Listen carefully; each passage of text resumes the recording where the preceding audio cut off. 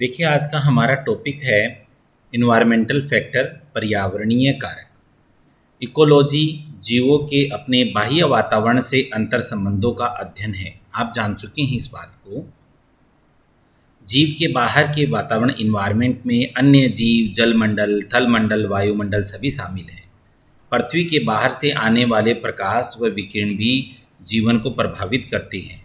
वायु में ऑक्सीजन, जल में पोषक तत्व व जल सभी जीवन पर सीधा प्रभाव डालते हैं। जीवन के बाहर के इस वातावरण का प्रभाव जीवों पर किस प्रकार पड़ता है, यह जानने के लिए हम पर वातावरण के विभिन्न कारकों, उनके गुणों, उनके प्रभावों का अध्ययन अलग अलग करेंगे। यह ध्यान रखने योग्य तथ्य है कि वातावरण के विभिन्न कारक परस्पर या सामूहिक रूप से जीवन को प्रभावित करते हैं, परंतु इनके सम्मिलित प्रभाव का अध्ययन करना दुष्कर है। अतः हम इस कारकों का पृथक से अध्ययन करेंगे। पर्यावरणीय कारकों को दो प्रकार में वर्गीकृत किया जा सकता है। एक विधि से हम इन कारकों को जैविक, रासायनिक, भौतिक कारकों में बांट सकते हैं। अंतिम दो कारकों को सम्मिलित रूप से अजैविक, एबायोटिक फैक्टर कह सकते हैं। तो देखिए मित्रों, जो इन्वायरमेंटल फैक्टर्स हैं उनको हम बायोटिक और एबायोटिक फैक्टर्स में बांट सकते हैं और इनका इंटरेक्शन ही इकोसिस्टम होता है। एबायोटिक या जो अजैविक घटक होते हैं वो केमिकल फैक्टर और फिजिकल फैक्टर यानी रासायनिक कारक और भौतिक कारक हो सकते हैं।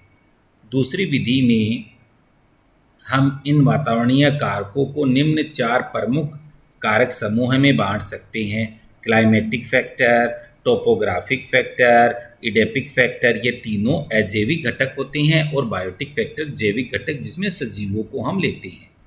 क्लाइमेटिक फैक्टर किसी भी जीव को उसके पर्यावरण की जलवायु सीधे प्रभावित करती है। एक प्रकार के जलवायुवीय जीवोम बायोम में उसी जलवायु के प्रति अडेप्ट जीव पाए जाते हैं। किसी स्थान की जलवायु को जलपात, प्रकाश, तापमान, मॉइस्चर, ह्यूमिडिटी, विंड आदि प्रभावित करते हैं। अतः इन्हीं जलवायुवीय कारक कहा जाता है। इन कारकों की विशेषताओं व जीवों पर प्रभाव का अध्ययन यहाँ किया जा रहा है। देखिए, इन्वायरमेंटल फैक्टर में हम थोड़ा और विस्तृत बात करें तो हम बात करते हैं अजैविक घटक जो सजीव नहीं हैं, जिनमें सजीवों के लक्षण जैसे गमन, पाचन, श्वसन, रिप्रोडक्शन, गति आदि नहीं पाए जाते अजैविक घटक कहलाते हैं। जैसे भौतिक कारक और रासायनिक कारक। भौतिक कारकों में 4-5 प्रमुख बातें आती हैं: प्रकाश, तापमान, दाब, पवन, विंड और धाराएं, करंट। और रासायनिक कारकों में आते हैं जल, वायु, मृदा का प्रकार यानी इडेपिक फैक्टर, पोषक तत्व, मृदा की पीएच, जल की पीएच। मित्रों, परीक्षा के पॉइंट ऑफ व्यू से ये बहुत इंपॉर्टेंट है। आपसे पूछा जा सकता है जैविक कारक कौन से होते हैं और एबायोटिक फैक्टर कौन से होते हैं। एबायोटिक फैक्टर में भौतिक फैक्टर्स के नाम लिखो या रासायनिक फैक्टर्स के नाम लिखो। वहीं जो जैविक कारक में आता है, जैविक कारक वो होते हैं जिनके अंदर सजीवों के लक्षण पाए जाते हैं। ये दो कैटेगरी में बांटा गया है, इंट्रा स्पेसिफिक और इंटर स्पेसिफिक। हम पहले बात करते हैं अंतर्जातीय। अंतर्जातियों के कुछ कैरेक्टर होते हैं जैसे समूह है, जोड़े या परिवार, निवास, समाज, स्वभक्षण, स्पर्धा। वही अंतर्जातीय में उदासीनता, सहभोजिता, सहोपकारिता, protocooperation, parasitism, production, competitiveness and parasitism के कैरेक्टर पाए जाते हैं। हम इन सभी बिंदुओं का आगे के अध्यायों में हम इस विस्तृत चर्चा करेंगे। सबसे पहले आता है जलपात या प्रिसिपिटेशन। देखिए मित्रों, जलपात यानी वर्षा भी हम इसे कह सकते हैं, एक प्रकार का यह अजैविक घटक होता है। जलपात से हमारा आशय वायुमंडल से धरातल तक पहुंचने वाले जल से है। यह जल द्रव्य या ठोस किसी भी रूप में हो सकता है। यह जल रेनफॉल, स्नोफॉल, स्लीट भी कहते हैं, हेल्स, आदि रूप में हो सकता है। जल किस प्रकार जीवन के लिए आवश्यक है, यह हम अन्यत्र अध्ययनों से जान चुके हैं। जीवों का 65 से 98% भाग जल का बना होता है। जल के गुणों के कारण अब वैज्ञानिक इस तथ्य पर सहमत हैं कि इस माध्यम के बिना जीवन संभव नहीं है और इसी कारण पृथ्वी पर बाहर यानी एक्सटर्नल टेरेस्ट्रियल लाइफ स्पेस में और कहीं के लिए जल की उपस्थिति अति आवश्यक मानी गई है। जल, ठोस, द्रव्य, गैस तीनों रूप में पृथ्वी पर पाया जाता है। पारिस्थितिकीय दृष्टिकोण से यह जीवों में जलवायवीय कारकों में ही नहीं अन्यत्र भी महत्वपूर्ण प्रभाव दर्शाता है। उदाहरण के लिए हाइड्रोस्फीयर, जलमंडल को हाइड्रोस्फीयर कहते हैं, में यह माध्यम के रूप में पाया जाता है जो थलमंडल में मृदा के अंतः भौमिक अंडरग्राउंड वाटर टेबल तथा जलीय मर्दीय जल के रूप में पाया जाता है। रासायनिक कारकों के तहत वर्गीकृत करने पर तो हम इन सभी स्थलों पर पाए जाने वाले जल का अध्ययन एक ही शीर्षक के अंतर्गत कर सकते हैं, परंतु यहाँ प्रस्तुत विधि से यह विभिन्न भागों में बांटा जाता है। अतः हम जलवायवीय कारकों की दृष्टि से जल का अध्ययन करने से पूर्व जल के कुछ गुणों का अध्ययन हम करते हैं। देखिए मित्रों, जल एक भौतिक कारक है और ये तीन जो स्फीयर की हमने बात करी थी, हाइड्रोस्फीयर, लिथोस्फीयर और एटमॉस्फेयर, तो इसमें हाइड्रोस्फीयर का मेन कंटेंट है। वाटर की क्या प्रॉपर्टी होती हैं, कई बार शॉर्ट नोट आता है, इसलिए ये बिंदु ध्यान से पढ़ने की आवश्यकता है। जल के अनेक ऐसे स्पेसिफिक कैरेक्टर हैं जो उसे जीवन के लिए आवश्यक रसायन बनाते हैं। ऐसे गुण अन्य किसी एक पदार्थ के साथ नहीं पाए जाते। यही कारण है जल का उपयोग एक मीडियम के रूप में नहीं वरन एक्सक्रीटरी मीडियम या लिविंग मीडियम के लिए भी किया जाता है। विलायकता, सॉल्वेंसी, आप जानते हैं वाटर यूनिवर्सल सॉल्वेंट होता है। ये एक पोलर सॉल्वेंट है। अनेक प्रकार के ऑर्गेनिक इनऑर्गेनिक पदार्थों को यह घोलने की क्षमता रखता है। जल के इस गुण के कारण ही पौधे जड़ों में उपस्थित रूट हेयर से पोषक पदार्थ अवशोषित कर पाते हैं। जीवन की इकाई कोशिका की संरचना कार्य भी जल व इसमें विलेय व अविलेय पदार्थों के कारण नियत हुआ है।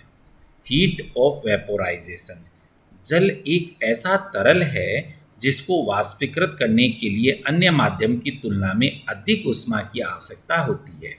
खौलता पानी 100 डिग्री सेंटीग्रेड के 1 ग्राम को मानक दाब पर वाष्पीकृत करने के लिए 540 कैलोरी व डिग्री सेंटीग्रेड पर 1 ग्राम पानी को वाष्पीकृत करने के लिए 596 कैलोरी ऊष्मा की आवश्यकता होती है। इसका लाभ यह है कि जीवों में उपस्थित जल सामान्यतः वाष्पीकृत नहीं होता है, परंतु गर्म होने पर वाष्पीकृत होकर बहुत अधिक गर्मी को कम करता है।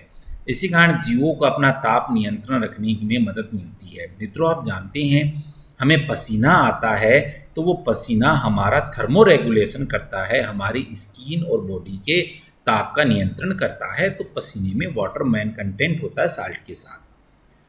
तापमान से घनत्व संबंध, टेम्परेचर डेंसिटी रिलेशनशिप, जल एक ऐसा द्रव्य है जो ठंडा करने पर अन्य द्रव्य की तरह घनत्व वृद्धि प्रदर्शित करता है, परंतु यह ठोस में बदलने पर अधिकतम घनत्व वृद्धि नहीं दर्शाता है। पानी को ठंडा करने पर अधिकतम घनत्व 4 डिग्री सेंटीग्रेड पर प्राप्त होता है, जबकि पानी तरल ही होता है। इससे अधिक ठंडा करने पर घनत्व में कमी आती है तथा ठोस जल का घनत्व जल से कम होता है। इसके कारण बर्फ जल पर तैरती है। जल के इस गुण का लाभ यह है कि तालाब, झील आदि के तापमान जब घटना प्रारंभ होता है तो जल सतह पर ही जमता है और जमी ठोस बर्फ हल्की होने के कारण पेंदे में नहीं जाती। नीचे का बिना जमा पानी कभी 4 डिग्री सेंटीग्रेड से नीचा के तापमान तक नहीं पहुंचता है, क्योंकि ऐसा होने पर यह हल्का होने के कारण ऊपर उठकर बर्फ बनाएगा। इसका लाभ यह है कि मौसम गर्म होने पर ऊपरी सतह आसानी से पिघल सकती है। यदि पेंदे पर द्रव्य पहले जमे तो उसे द्रव में बदलने में समय लगेगा। जल के इस गुण के कारण ठंडे प्रदेशों की झीलों और तालाबों में जमे ठोस द्रव्य को बदलने में जम जाने के बाद जलीय जीव पैंदे में जाकर सर्दी से पूर्णतः जमकर मर जाने से बचते हैं। देखिए एक्लिमेटाइजेशन बताया है और यहाँ ये समझाने की कोशिश की है कि वाटर को 4 डिग्री सेंटीग्रेड उसका फ्रीजिंग पॉइंट होता है, जिसमें वह आइस में कन्वर्ट होना स्टार्ट हो जाता है और आइस की डेंसिटी अधिक होने से वह वाटर पे फ्लोट करता है। तो जो भी झील में ठंड के कारण जो बर्फ़ जमेगी वो सरफेस पे आके ही जमेगी, नीचे सरफेस के नीचे का वाटर नहीं जमता, क्योंकि वो बर्फ़ बनेगा, बर्फ़ बन के फ्लोट होकर ऊपर आ जाएगा। तो जो एक्वेटिक एनिमल्स होते हैं वो वाटर में जो बॉटम की तरफ चले जाते हैं, क्योंकि वहाँ पर आइस नहीं होती है। ये इसमें बताने की कोशिश की है ऑथर ने। विशिष्ट ऊष्मा स्पेसिफिक हीट किसी पदार्थ के 1 ग्राम के तापमान को 1 डिग्री बढ़ाने में काम आई ऊष्मा उस पदार्थ की विशिष्ट ऊष्मा कहलाती है। जल के लिए इसे 1 कैलोरी माना गया है। शेष अन्य द्रवों की तुलना में यह अधिक है। एथेनॉल की विशिष्ट ऊष्मा 0.58 कैलोरी, मेथेनॉल की 0.6 कैलोरी, एसीटोन की 0.23 कैलोरी है। इसी उच्च विशिष्ट ऊष्मा का लाभ यह है कि जल का तापमान आसानी से घटता बढ़ता नहीं है तथा माध्यम के रूप में अन्य विलायकों की तुलना में जल अधिक स्थिर तापमान प्रदर्शित करता है। अब बात करते हैं पारदर्शिता की। जल एक ऐसा द्रव्य है जिसका कोई रंग नहीं है तथा यह पारदर्शी है।